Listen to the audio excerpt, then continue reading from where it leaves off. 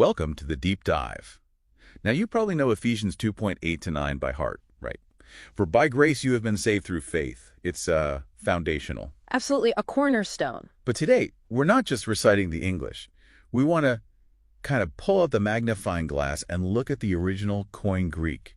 There's some amazing precision there. There really is. It's such a powerful, concise summary of the gospel Paul gives us. So our mission today is to see how that Greek grammar makes the promise of salvation so incredibly secure. Exactly. It's not just what it says, but how the language itself constructs that certainty. We want to show you how it locks it down. Okay, let's dig in. The text starts tegat varshti, for by grace, that word charis. Grace. We translate it grace, but the core meaning is crucial. Unmerited favor, undeserved kindness. Right, it's a gift you have absolutely no claim on. And Paul puts this word right at the beginning of the sentence in Greek. That feels intentional. Oh, definitely. It's emphatic. Grace isn't just part of the equation, it's the starting point, the whole basis, period. Okay, so grace is the source. Then comes this fascinating part about being saved. S is me using the grammar here is key. It really is. This is maybe the richest part, grammatically. Paul doesn't just say you were saved, like a simple past event. He uses this paraphrastic construction. Paraphrastic. Okay, break that down. What does that construction tell us? It sounds like it's more than just a past action. It absolutely is. It uses the perfect tense. Now, in Greek, the perfect isn't just about the past. It describes an action fully completed in the past. Okay. But crucially, with effects or results that are still ongoing in the present. You were saved, definitively, and as a result, you are now in a continuous state of being saved. Ah, so it's not just history, it's present reality. Yeah. A finished past action leading to a current status. Exactly. And it's also in the passive voice, meaning the action is done to you. You didn't save yourself. You were saved by someone else, contextually, clearly God. So God performed the action, completed it, and the result, your saved state continues because He maintains it, not you. Precisely. The grammar itself builds in that security. You aren't holding on to it. The state holds because of the one who acted. Okay, that makes sense. Then we get the next piece, dipasteos, through faith, pistis. Faith, trust, reliance.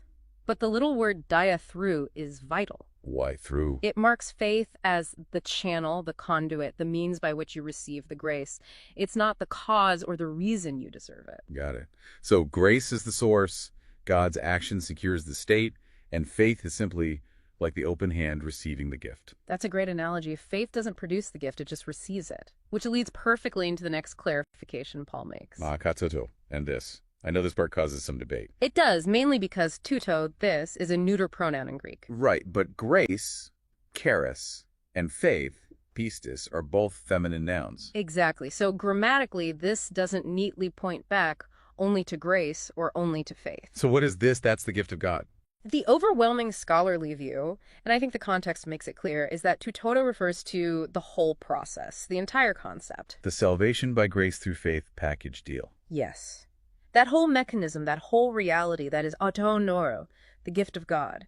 And Paul immediately adds, sumon, not of yourselves. It doesn't originate from you. Which sets up verse 9 perfectly. Kotot, it's not a result of works. Right. And works here means any kind of human effort, religious observance, merit earning, anything you might try to do. Paul is just shutting down every possible angle for human contribution to salvation's source or maintenance. Absolutely. And he tells us why right at the end. There's a purpose clause. Iametis kasite. So that no one can boast. Exactly. Kotoitai, it means to glory in oneself, to brag, to find your basis for worth in what you've done. God designed this whole salvation process as a pure gift, specifically to eliminate any possibility of human boasting. Because if we contributed even, say, 1% through works or effort, then we'd have 1% grounds to boast about our part. God's design removes that entirely. All glory goes to him because the gift, the state, the security, it all comes from him. So, wrapping it up, the deep dive into the Greek of Ephesians 2.8 to 9 shows us this gospel of radical, secure grace. It's a past, completed action by God, resulting in your fixed present state of being saved, received only through faith, and it's all intentionally designed so that God alone gets the glory. That sums it up perfectly. And maybe a final thought for you to consider. Given that this design explicitly aims to eliminate all human boasting, what does that tell us about where true worth and glory are actually found in the spiritual realm? Something to mull over.